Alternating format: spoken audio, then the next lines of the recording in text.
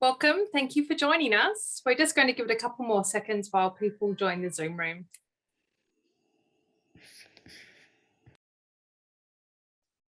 So we're coming to you live from Zoom and also live stream through Facebook today. So just give it a few more seconds while people join us. Thank you.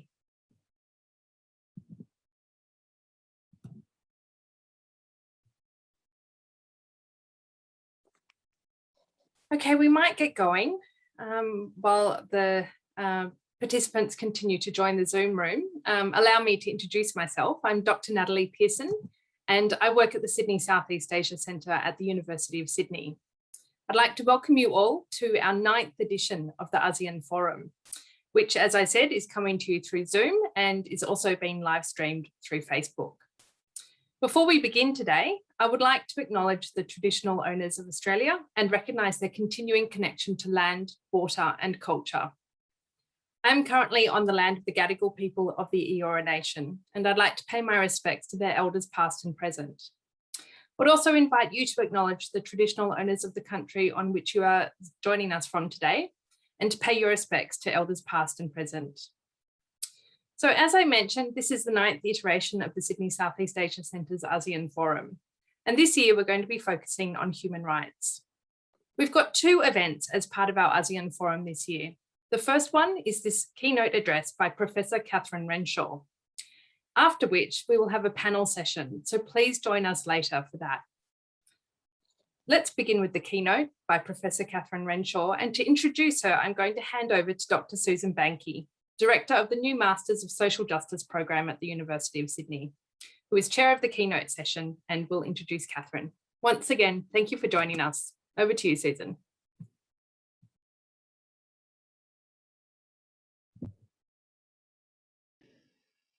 Thank you so much, Natalie. It's really a great pleasure to chair a session with a keynote by Professor Catherine Renshaw, who is a professor at the School of Law at Western Sydney University. She is really the perfect person to give a keynote on the subject of ASEAN and human rights, thanks to the extensive and amazing research that she undertook for her book that I have read, that I have cited, that I have brought to my classes, Human Rights and Participatory Politics in Southeast Asia, a UPenn Press, that was published in 2019. She is an amazing scholar and also a generous one. I'm honored to say that she's come and she's spoken to my classes, and they have been riveted by her words and by the thoughts, the analysis, and the research that she's done. Following that, she's also written for the Georgia Journal for International and Comparative Law, and also for the Journal of Human Rights, very much on these similar topics about human rights in Southeast Asia. I'm delighted to hear her keynote, and following that, we're going to open it up to some questions. We're very happy to have you writing into the Q&A panel your questions. I'm happy to field those for her, and I'm looking forward to an hour of thinking of this incredibly topical issue. Thank you so much, Catherine. Really looking forward to what you have to say. Thank you, Susan, for such a warm and generous introduction, and to the Sydney Southeast Asia Centre for inviting me to give the keynote this afternoon. The work that the Centre does holds together scholars from all over the Asia Pacific, really, in pushing the boundaries of scholarship that can actually make a difference in this, the most important region in the world. So I'm speaking to you this afternoon from Camaragal land, and it was never ceded. So I'd like to pay my respects to the owners of this land and to thank them for their continuing custodianship of the country that I'm talking from. To the matter at hand, in Southeast Asia, like everywhere else in the world, there are 2 main obstacles to realising human rights. The first is scarcity of resources. Scarcity jeopardizes rights to life, health, housing, all of the social and economic rights. And the other is situations of conflict and uncertainty. These create the conditions for and the pretexts under which states torture, suppress dissent, disenfranchise in the name of security, in other words, violate all of the civil and political rights. The hope at the end of the Cold War was that these obstacles would fade away. Many people believed that there'd be a growing number of developed liberal democracies across the world, and that these would presage an increase in the human rights respect that all countries supported. So the thinking was that with political party pluralism and a free press, we would see the just distribution of resources, the Amartya Sen kind of argument. And in relation to conflict, the idea was that with the respect for minorities at the domestic level and Kant's idea of a democratic peace at the international level, we'd see an end to the kind of conflict that resulted in severe violations of civil and political rights. So for the past 30 years, the efforts of global institutions and Western powers, the UN, the World Bank, the International Development Fund, the United States, the EU, they've all been directed towards facilitating the successful attainment by countries in the global South of development, democracy, and human rights. And those three things, the Vienna World Declaration on Human Rights told us, were interdependent and mutually reinforcing. But, and unfortunately, the historical trajectory of gradual glowing and growing liberalization has failed. In Southeast Asia, of ASEAN's 10, soon to be 11 states, only one, the newest, Timor-Leste, is fully free. Most ASEAN states are also at the wrong end of the UNDP's Human Development Index, which ranks countries along a set of criteria that includes levels of education, life expectancy, gross national income. Insecurity is pervasive from Myanmar to Mindanao.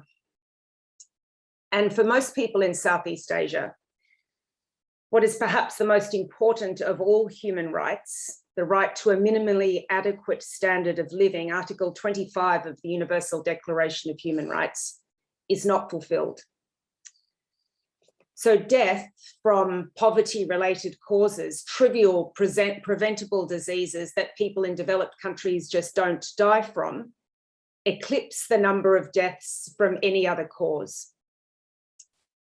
Even before COVID ravaged the human and material resources of Southeast Asian states, the human rights future looked bleak, and the global institutions of international human rights law looked very ill-equipped to deal with it. You could begin here with climate change.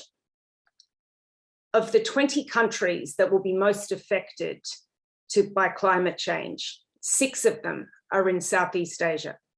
So sea level rise, coastal flooding, landslides, food insecurity, heat stress will and already do implicate the right to an adequate standard of living. There's no coherent international human rights law response to this, no remedy, no mechanism, no cause of action that people can bring. Human rights law and institutions do perhaps provide useful tools for measuring just how great the level of human suffering resulting from climate change might be, which is a helpful thing perhaps, but it's not an answer. The protection of social and economic rights, the protection of peoples rather than individuals, has been one of the historic weaknesses of the post-World War II international human rights regime.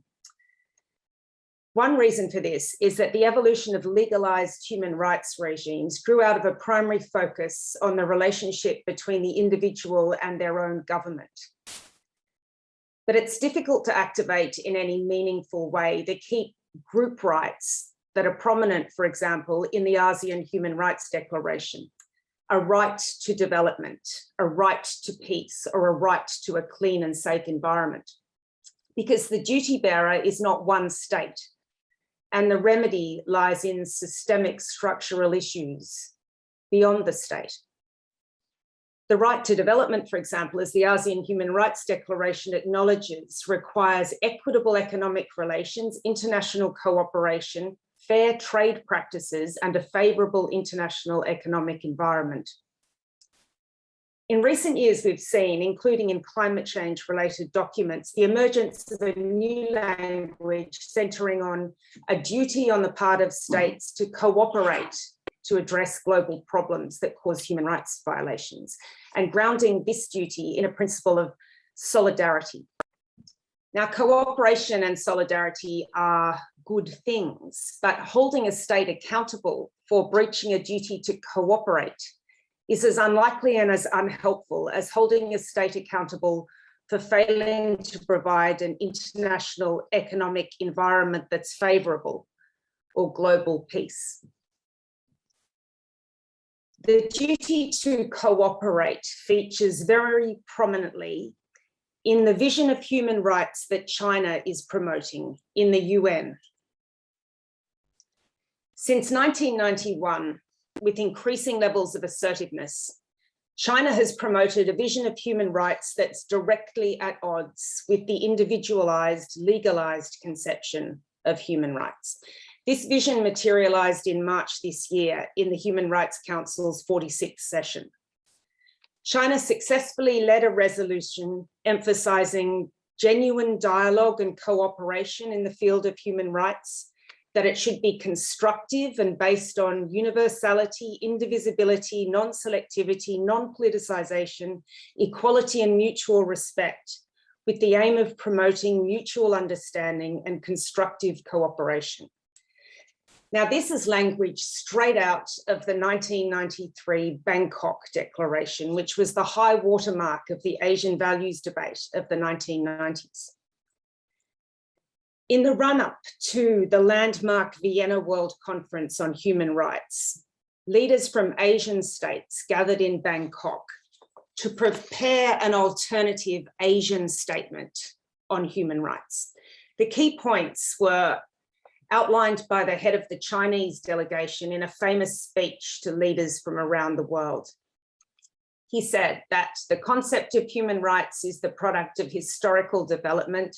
Different historical development stages have different human rights requirements. One cannot and should not think that the human rights standard and model of certain countries is the only proper one. For vast numbers of developing countries, to respect and promote human rights is first and foremost to ensure the realization of rights to subsistence and development. No one can place their own rights and interests above those of state and society, and state sovereignty is the basis for the realization of citizens' human rights. If sovereignty of the state is not safeguarded, the human rights of citizens are out of the question, he said, like castles in the air. Now, the Bangkok Declaration caused a furor at the Vienna World Conference.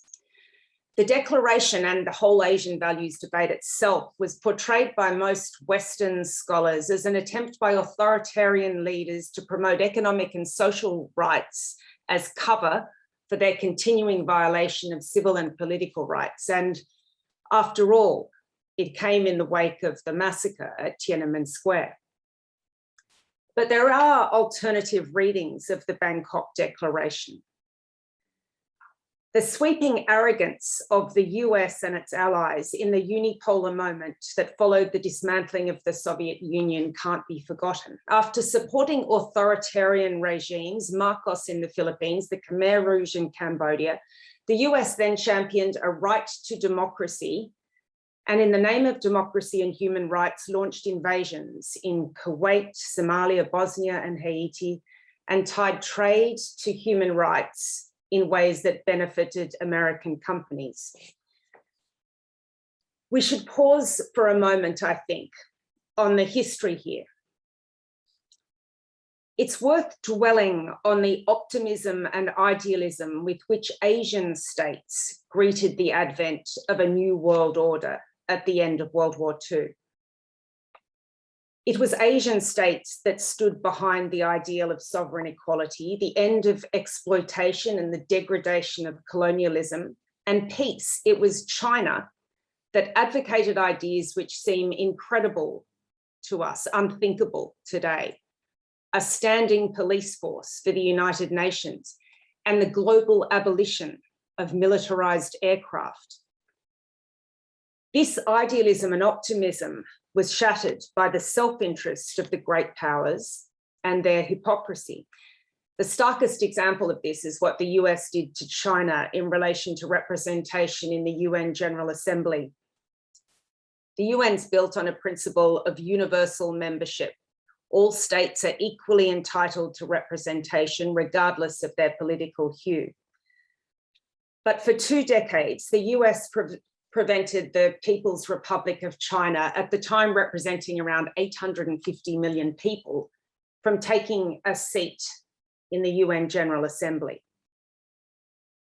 In 1971, when the absurdity and injustice of this situation led the world's smaller nations to vote overwhelmingly for China's admission, President Nixon asked Congress to cut aid to countries that had voted against Washington, many of them were from Africa, and to cut funding to the UN Development Program. So it's unsurprising that China promotes a particular understanding of human rights, and that this understanding is profoundly different to the understanding that exists in Western states. There's no doubt about what this understanding is, because China's been publishing regular white papers on it since 1991. This year so far alone, there's been 2. The central thread is consistent. There's no universal single road for the development of human rights. Subsistence rights and development to achieve economic and social rights must be the priority, and human rights must be people-centered rather than individually based. The Chinese view of human rights is gaining traction at the UN, and now China has the economic heft to support its vision of human rights with concrete incentives for developing countries. The implications for ASEAN are significant. In 2020, ASEAN for the first time became China's #1 trading partner, and for the 12th year in a row, China was ASEAN's largest trading partner. China's foreign aid and lending programs are not conditional on the receiving country's governance and human rights records. So from the Western Pacific to the Baltic Sea, the Belt and Road Initiative underpins development that has the potential to increase prosperity, while leaving intact the right of participating states to manage rights claims within their borders as they wish. And what does that mean? Allow a state to manage rights claims within its borders as it wishes. The point of human rights, after all, is that life and dignity and well-being of people, regardless of what country they are in, is a matter of global concern. The whole apparatus of international human rights law is built on the premise that the state doesn't have the final word about how it treats people within its borders. There's an international standard for measuring and conducting its business, and the international community has an obligation to identify when states fail to meet standards. But what does that mean? What does that entitle or obligate other states to do when rights are violated? Respect for sovereignty, not challenging, criticizing, or questioning the internal affairs of other states, particularly their human rights behavior, is at the heart of ASEAN's approach to human rights. It's embedded in the ASEAN Human Rights Declaration and in the terms of reference of the ASEAN Intergovernmental Commission on Human Rights. From a historical perspective, ASEAN's resistance and China's resistance to interference that challenges sovereignty is understandable. Most of Asia suffered under colonialism, and colonialism, as former ASEAN Secretary General Surin Pitsuwan used to say, is that most extreme form of interference in the affairs of another country. So military intervention on humanitarian grounds, for example, the sort of plea we've seen from people in Myanmar for the application of the principle of the responsibility to protect would be beyond the pale for ASEAN, even if China and Russia were ever to support such a proposition in the Security Council.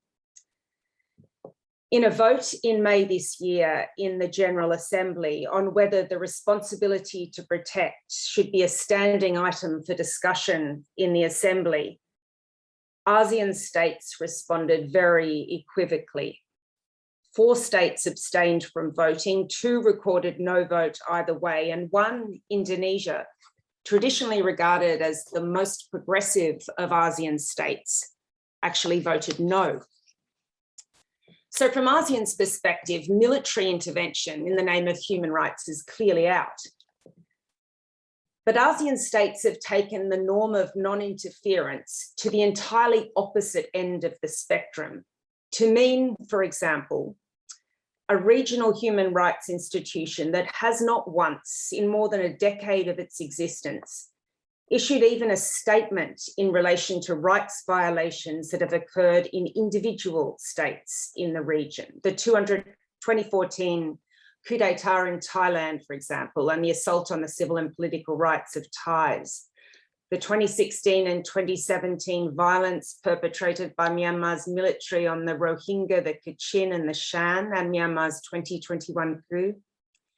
In the Philippines, the massacre at Maguindanao in 2009 and the violations of the right to life and due process that have accompanied President Duterte's war on drugs. The persecution of prosecutors in Malaysia who have been demanding clean elections, the disappearance of environmental activists in Laos, the persecution of religious minorities in Vietnam. It was not until last year, finally, for the first time since its establishment, that in the face of COVID, the Commission issued a joint statement which simply urged all ASEAN states to ensure that their responses to COVID were in line with human rights standards. The model of non-interference that ASEAN promotes is deeply problematic for advancing human rights in Southeast Asia. This is because a special responsibility for addressing human rights lies in neighbouring states in a region where human rights are being violated. There are practical reasons for this, as well as moral ones. States in proximity are usually in the best place to provide aid, and the consequences of violations in the form of streams of refugees, for example, are likely to appear on the borders of neighbouring states where violations occur. So a mutual pact of non-interference between ASEAN states seriously undercuts the potential for positive human rights change. The evidence we have from history and from the political science and international relations literature is that lasting human rights change doesn't occur through military interventions or from political pressure of external intervention through trade arrangements or sanctions. Instead, it occurs through a dynamic of external standard setting and internal momentum towards reform, which progressively widens the space for discourse about the protection of human rights, which ultimately, when political conditions within states are right, leads to the increased protection and promotion of human rights. So in other parts of the world, regional human rights organisations have proven to be key drivers of change in this dynamic.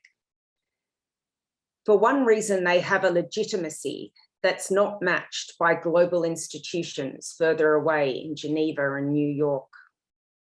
In the Americas, for example, in the 1970s, the Inter-American Commission on Human Rights exposed the murderous political projects of Latin American dictators, and eventually we saw the third wave of democracy sweep the Americas.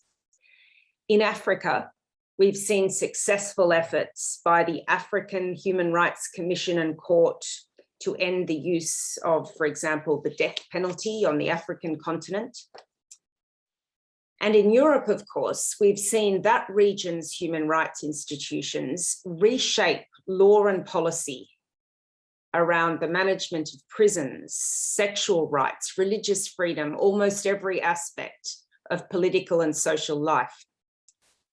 Change in none of these regions has not been linear, there's been regressions, but change would not have occurred at all in the absence of regional human rights institutions.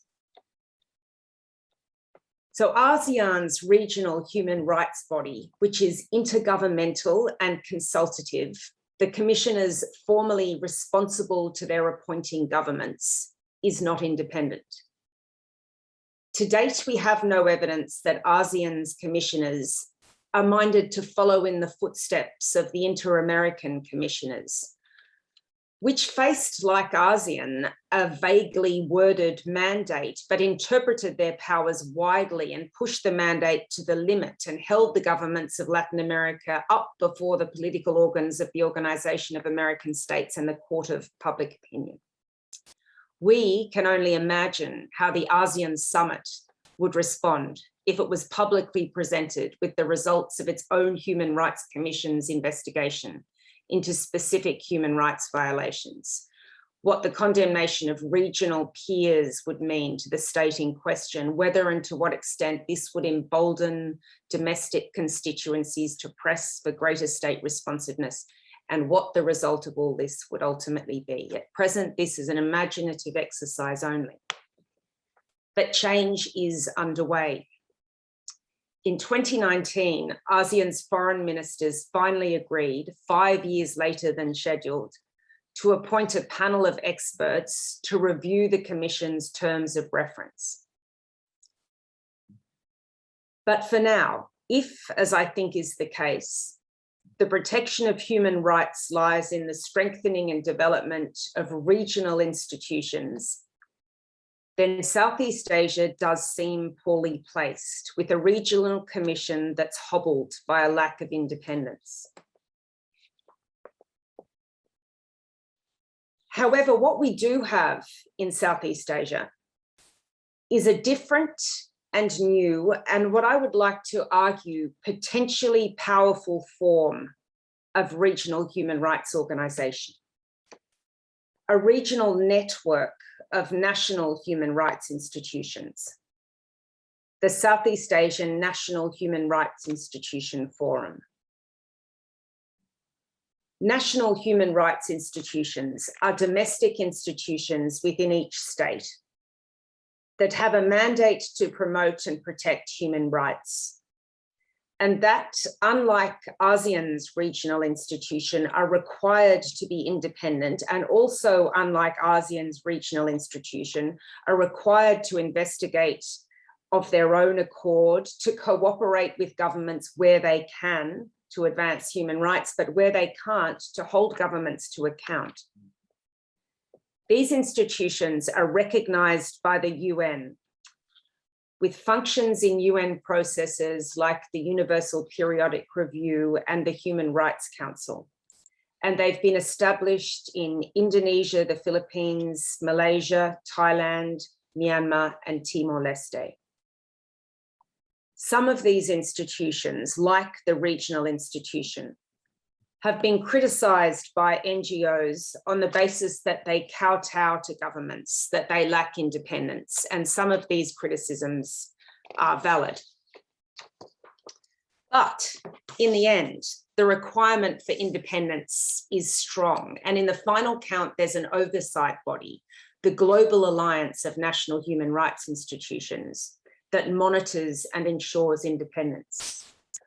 Right now, for example, neither Myanmar's nor Thailand's national institution is recognized as being independent. The potential advantages of national human rights institutions are obvious. They're located within the state, with in-depth knowledge of the culture, politics, and pressing human rights issues of each country. They're closely connected to the grassroots activists who are most in touch with human rights violations on the ground. From this perspective, independent national institutions are well placed to be effective human rights actors.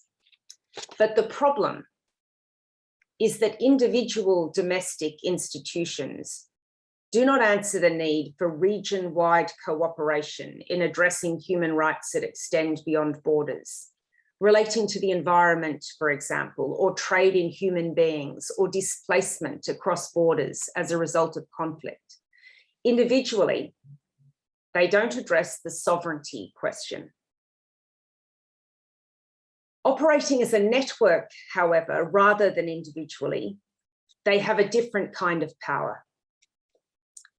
In 1996, Manuel Castells posited a new world order, dominated not by boundaries of sovereign power, of statehood, of hierarchy, but by one that leveraged the connectedness of globalization through horizontal links between organizations and people, upending and bypassing traditional hierarchies, borders, and institutions. Castells' insights being taken further by Joshua Ramo in his book, The Seventh Sense. In Southeast Asia, the sovereignty transcending potential of networks, including networks of national human rights institutions, is yet to be fully tapped. But Asia has led the way in this regard through an Asia-Pacific-wide network of national human rights institutions, the Asia-Pacific Forum, and at the sub-regional level, ASEAN, through a smaller network of domestic human rights institutions. Southeast Asia's NGOs have already recognised the power and potential of regional human rights networks. Look at the work of Forum Asia or the Task Force on ASEAN Migrant Workers. The future of human rights in Southeast Asia, then, is one where the development, evolution, and strengthening of networks, including networks of national human rights institutions, overcomes the limitations of sovereignty and challenges the principle of non-interference. This is an entirely new way of looking at human rights, to the top-down idea of a global or regional court. And it's an idea that has its foundation in what is already happening across the region. There's much to be said for a bottom-up approach that draws on the efforts of grassroots actors, that speaks to human rights concerns where they take place. Where they take place, as Eleanor Roosevelt said, is in places that are close and personal, so close they are hardly visible. Because they are, in fact, personal, agonizing, economically driven decisions that see young men and women from villages across Southeast Asia exploited in forced labour and trafficking, that see inequality in access to education for women, that sees the impact of modernisation on traditional practices of land use and farming, resulting in hunger and despair. They're personal and almost invisible issues, as Eleanor Roosevelt said. But they're also deeply interconnected issues, because the forest fires in Indonesia cause breathing difficulties to people in Malaysia and Singapore. Because when farmers higher up in the Mekong do one thing with water, further down, the result is poisoned livestock. Because the low rates of education in one country result in a lack of women's participation in economic and political decision-making across the region. Because the women who leave villages of northern Myanmar end up in Thailand and China in circumstances of extreme vulnerability and without citizenship rights or refugee rights.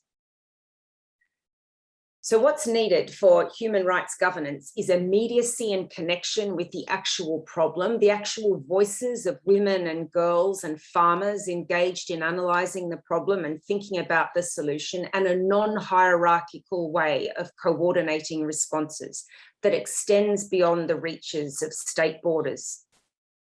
Networks provide this organisational form. They remain and retain respect for sovereignty, but preserve the ability to transcend it through cooperation.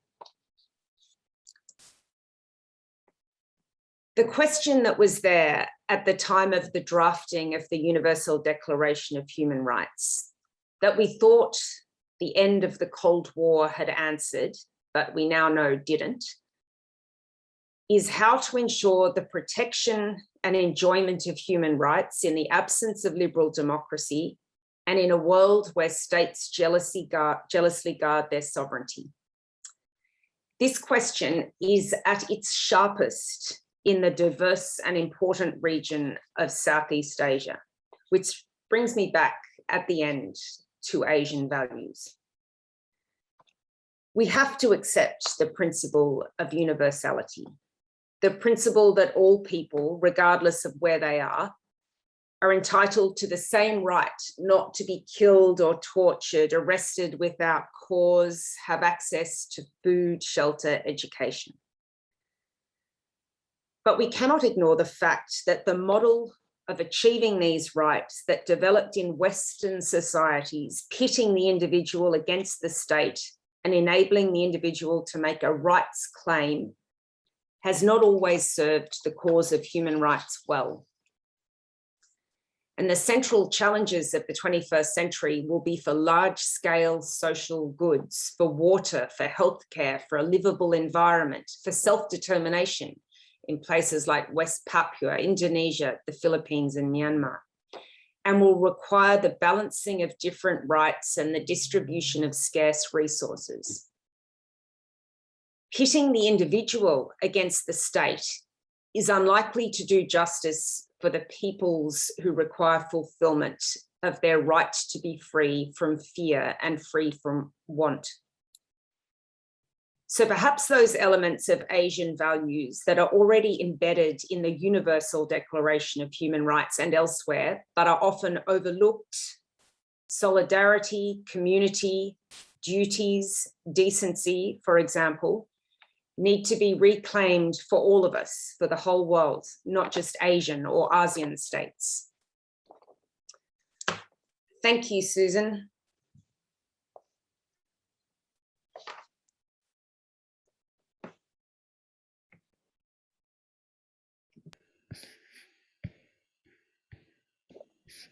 Thank you, Catherine, for a remarkable keynote.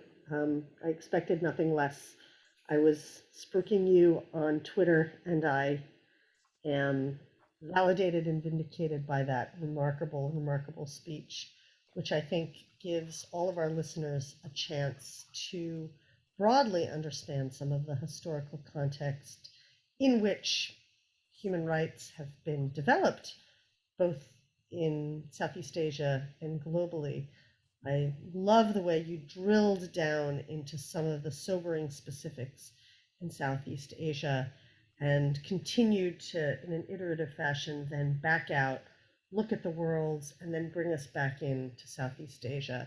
And finally, at the end, to have us all draw some conclusions about what human rights might look like globally if we were to take some lessons from Southeast Asia. But indeed, these are sobering times, and while explaining some of the reasons why Southeast Asia finds itself where it does, why the institutions function in a certain manner, you certainly did not shy away from some of the myriad problems that the region has right now. I have a lot of questions. I want to also just encourage our audience to write into the Q&A, and I will start to field those. But I'd like to start at the end of your speech and maybe then circle back to the beginning.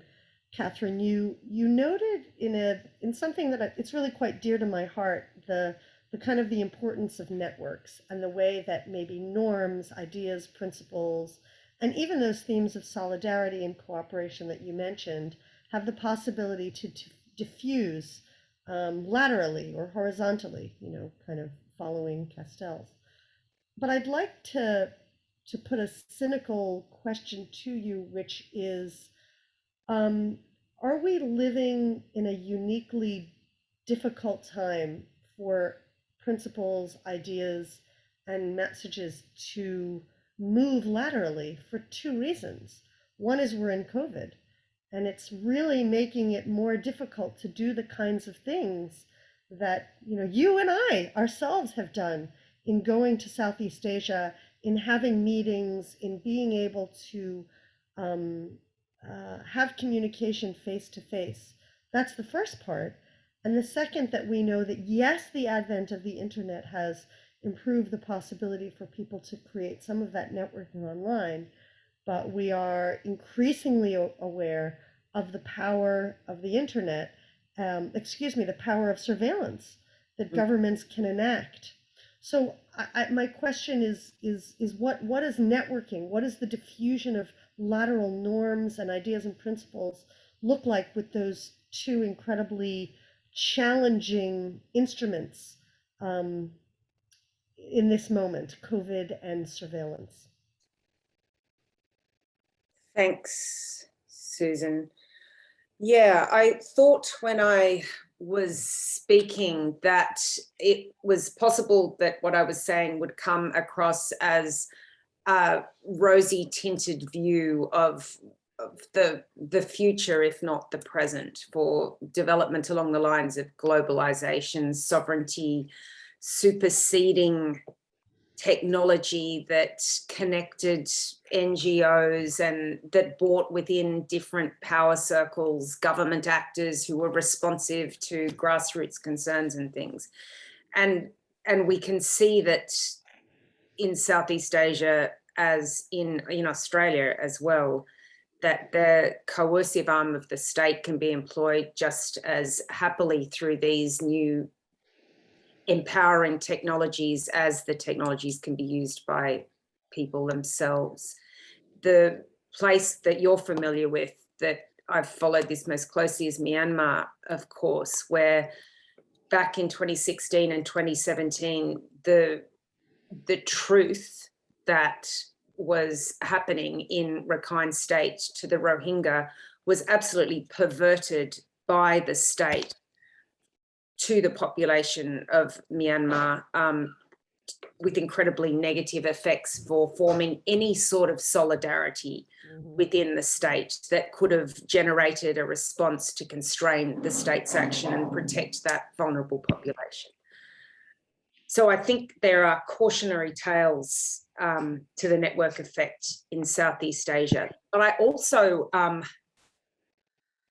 think that the ability of systems to self-correct and scrutinize themselves can't be underestimated as well. So I think NGO networks, civil society networks across Southeast Asia are just extraordinary, I think, and their responsiveness to state coercion and surveillance is been tremendous. So the system can self-correct. COVID, I don't resile from starting my talk by saying that situations of scarcity, insecurity, and fear are the acid test for human rights and whether it's working. They create the perfect storm of conditions for states to act badly. And we've seen that happen with COVID as well. And the other thing I think is that a total reliance on the sovereignty subverting power of networks is probably not the whole picture of the future that I see. And I, like I'm sure all of our listeners, would like to see a strengthened ASEAN Intergovernmental Commission on Human Rights with civil society involved more in all states in the appointment process for commissioners who are independent, so that we would have not just networks that are transnational, but also links to a vertical body like a commission, or ultimately perhaps one day a court as well, that does transform at multiple levels the human rights sociology of Southeast Asia. Yeah, I mean, I loved your discussion about the national human rights institutions, which I confess I've kind of dismissed. I've really been thinking of them as window dressing, and I think I really appreciated your pulling out a little bit that there is some variation there, that there are, and this is kind of your point about horizontal and lateral links. There are ways in which those alliances can potentially magnify the influence of some while, offering the comment of delegitimacy of others that are not seen now to be independent. Because national human rights institutions are supposed to do the same thing in every country, I appreciated the comment, Catherine, that might be a way forward, is to be thinking of those not as a way of providing uniform documentation or uniform leverage, but as a ground up approach that can still nevertheless, and again without rosy eyes, maybe establish some discussions of attending to some of the region's problems. And I further very much appreciate how much you focused on the parts of human rights that are often neglected by those of the global north, which is to say the social, cultural, and economic rights. Because, as you point out, far more people die of poverty than of human rights violation, of other kinds of human rights violations. So we have a question, and I encourage the audience to keep putting them through, but we have a question from Raphael Pangalangan. The concept of universality of right may have its place within Asian values, when the latter is understood to refer to the delimitations of the state action.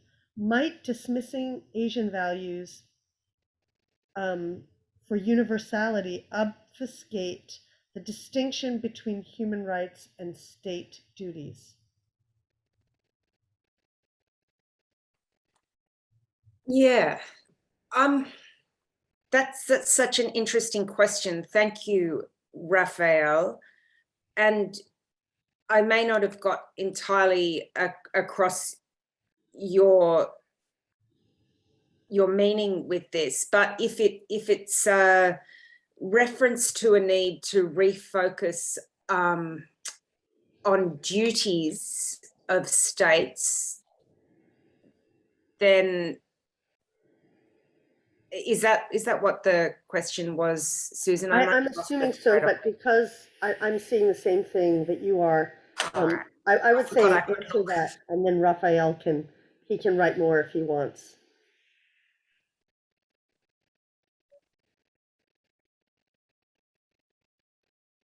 I could answer yes, and also make a comment that I've been waiting for the opportunity to make, which is that we all made this assumption, I think, after the Asian financial crisis, that had taken the wind out of the sails of the Asian values debate altogether, that it had proven that this emphasis by Southeast Asian states on, economic development at all costs was just false and wrong.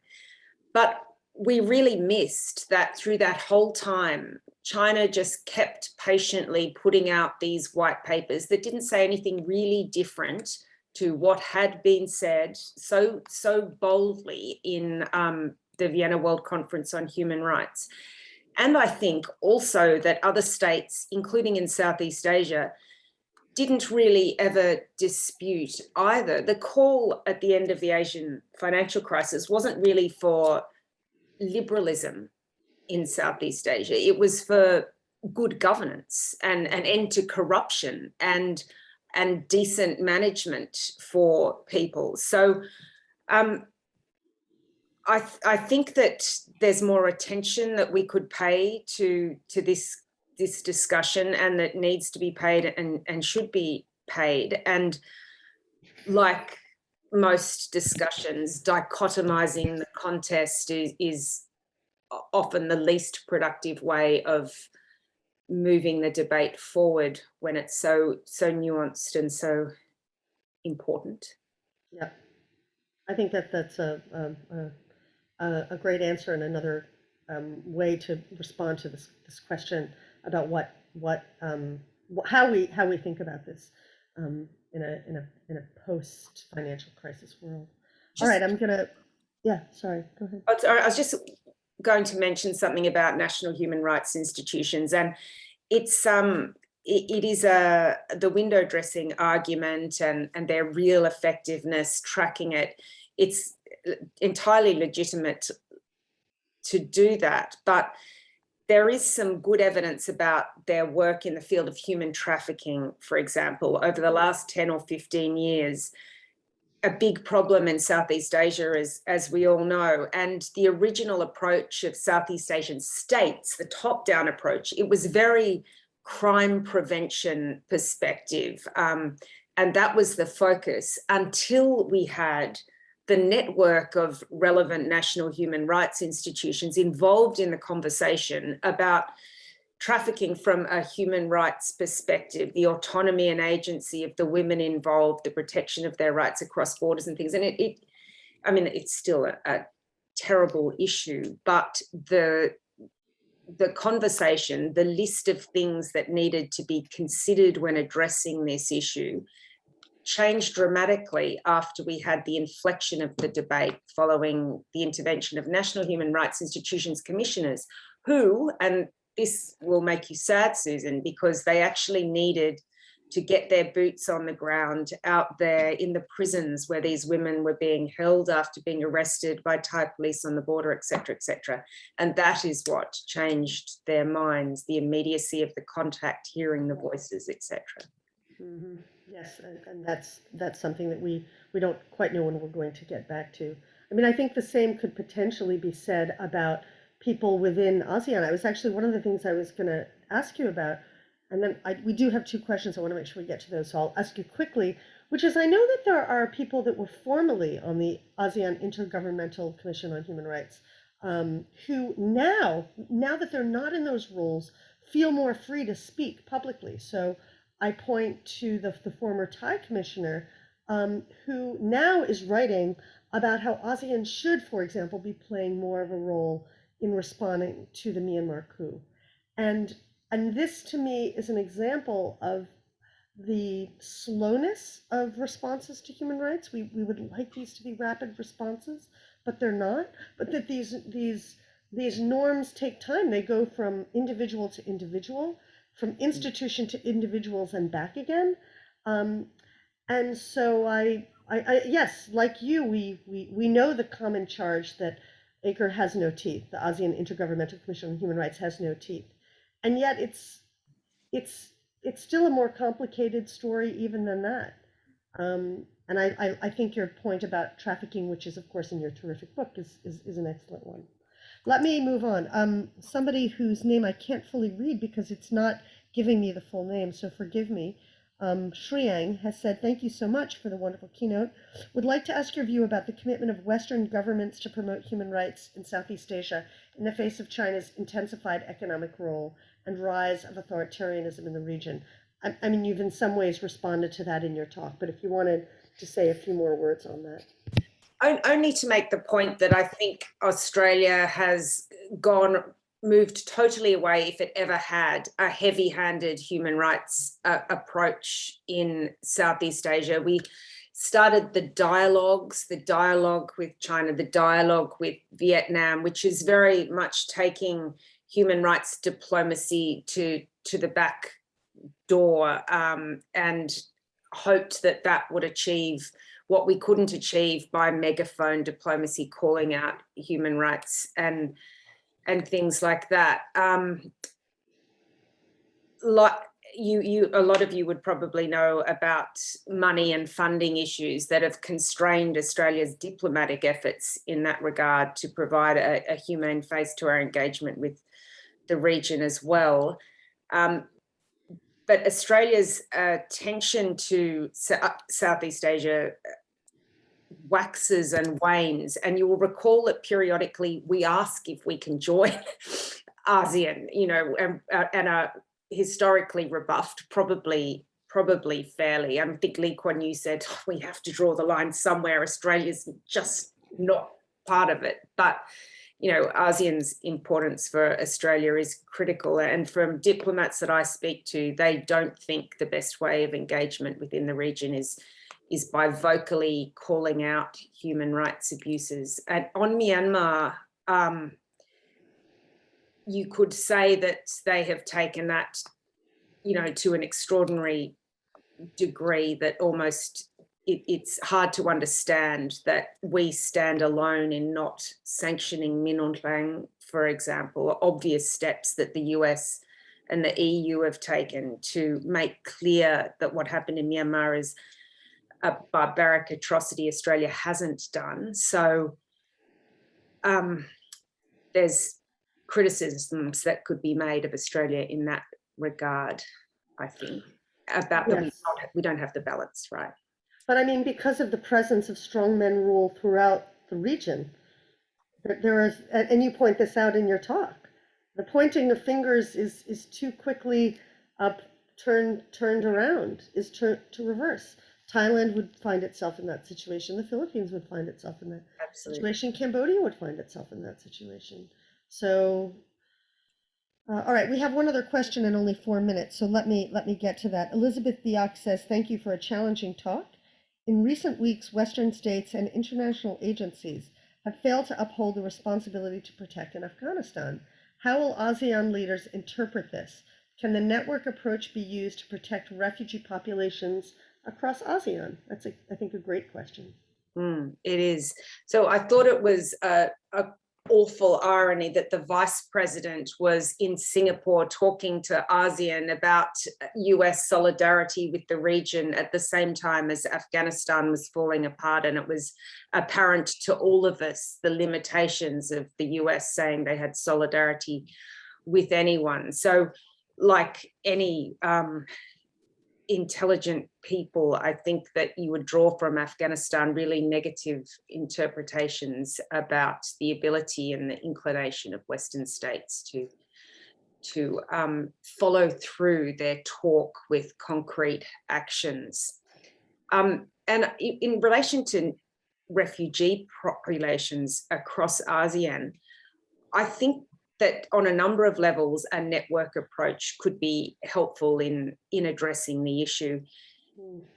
In terms of the provision of aid, for example, the alliances between NGOs that are integral on the ground to getting aid to people, and discussions about sovereignty across borders and citizenship, the issue of statelessness, for example, all of those post-colonial sort of things that are still apparent across Southeast Asia, approaching things from a perspective of networks and links and connections between people. I think it doesn't solve the immediate, provide us with asylum type questions, but it does provide a reference or a frame for looking at problems that's different to the traditional one, and in that way helpful.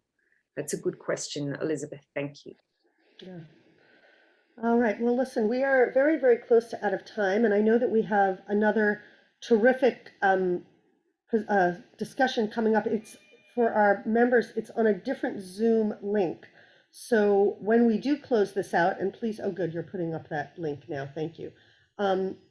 Be sure, please, to go to our next session, which promises to be terrific, but not until we give a completely silent, because we have no other way to it, but really rousing and enthusiastic thanks, as always, to Professor Catherine Renshaw, who, despite my incredibly high expectations, has exceeded them with a terrific, thought-provoking, and challenging talk that doesn't quite give us full optimistic hope that we will solve the problems of human rights anytime soon, but at least gives us a basis on which to wrestle with some of the dynamics that underlie those problems, and at least chart some ways about thinking about a way forward. So I want to really thank you so much for a terrific keynote, and I wish a good day to everyone out there for your attention and your participation and your terrific questions. Thank you, Susan, and everyone for joining in the conversation. See you in the next session.